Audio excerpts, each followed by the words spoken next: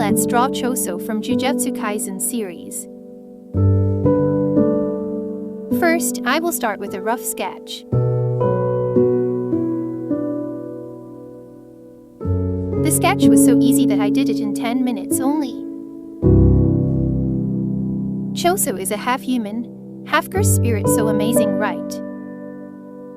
If you like Jujutsu Kaisen, then like this video for more Jujutsu Kaisen content.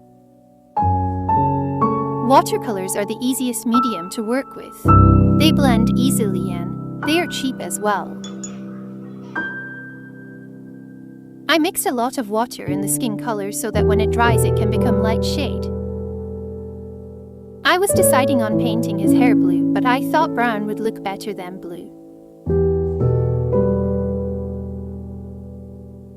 Did you know the mark on Choso's face changes when he uses flowing red scale?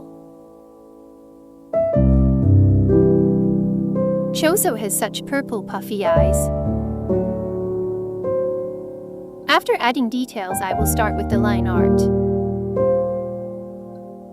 I am using 0.1 and 0.05 tip fine liners. The line art was easy.